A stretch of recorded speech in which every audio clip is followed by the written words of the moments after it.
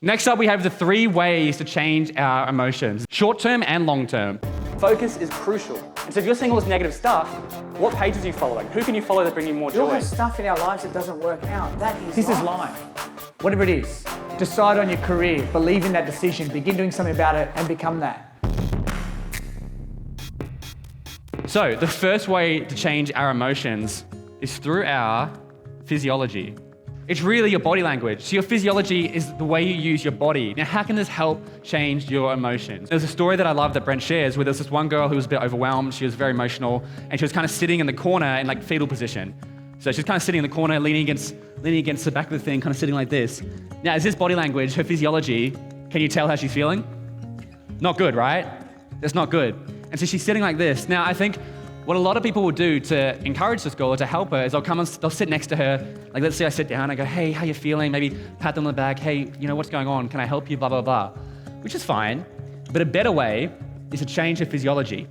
Because you're in a room, it's a crazy room, there's lots of noise going on. The best thing would be to go over, hey, what's going on? Pick her up, take her outside, come with me, take her outside. She leaves the chaos of the room that camp is in. She enters into the sun, it's way quieter. She's completely changed her physiology. Rather than sitting in a little ball position, she's now open and she's out in the sun and she's changed her physiology. She's feeling much better. Now is when you go, what's going on? Talk to me. Who's someone conversation with that? You can see just by changing your physiology, that's a way quicker way to help change her emotions. Now, step number 2. What you decide to focus on is drastically going to impact how you feel. For example, who here watches the news? If all you did was watch the news, you'd think the world is a pretty horrible place, right? Who's my conversation with that? There's a saying in journalism, it's called, if it bleeds, it leads. Meaning, they try to find negative stories because they know they get more clicks. People want to see negative stuff. They want to see drama. They don't want to see wholesome, good stuff. And so as a result, if all you did was watch the news and got consumed by that, you'd think the world is a very negative place. Just like if aliens looked down on the planet and if all they did was watch the first half, they'd think the world was a bad place. But if all they did was watch the second half, they'd think the world was a great place. Who's my conversation with that?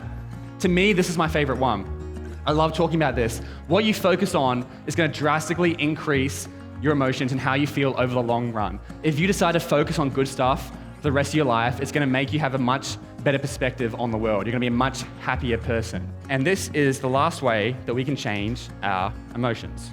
And that is through our language. What do I mean when I say language? Does anyone have any ideas? Like, what do you mean? How can your language change how you feel? Yeah, at the back. That's perfect. Self-talk that you tell yourself. Let's give it some love. Let's give it some love. Emerald?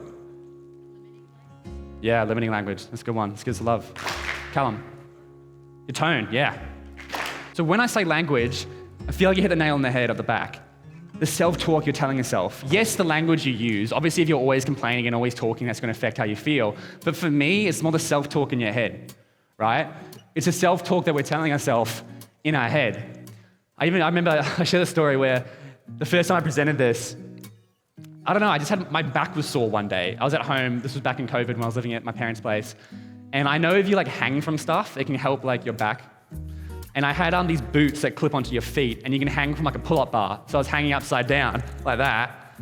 And I was just hanging upside down chilling. But then my phone was in my pocket or my hoodie. And I was like, I don't want that to fall out. So I reached into it and I was trying to grab it. And it took me a good 10, 20 seconds. By the time I had got it, I was really tired. I was like, you know what, I'm gonna pull myself back up, which is actually a lot more energy than it looks like. And so I was hanging upside down and I go to pull myself back up, but then as I reach up to my feet slip and I just fall and land straight on my back, fall a meter and land on my back and make this huge thump throughout the house. And I'm lying on the ground like this and I'm just oh, and my dog runs over and just licking my face, getting in my way. And my grandma's downstairs and she's like, Byron, are you okay? And she's yelling at me and I'm just lying in pain for a good few minutes. And the whole time I was going, you're such an idiot, how could you be so stupid? I was beating myself up. And I remember I caught myself because of Empower You. I was like, man, I teach this stuff. Yet here I am using really, really negative self-talk. Who's on my conversation? And I wonder how many of you, when you get your exam back and you got a 60, beat yourself up, call yourself dumb, call yourself stupid, use that language in your head. Who's on my conversation with that? And so when it comes to helping change our emotions, let's have a look at the language you're using. For example, one of the examples we use at Empower You is how can you switch your language? So let's say someone is worried about their weight and in their head they're going, oh, why am I so overweight? Why am I so, all this negative stuff. Rather than saying, why am I so fat or why am I so overweight, how can I be healthier? See the difference?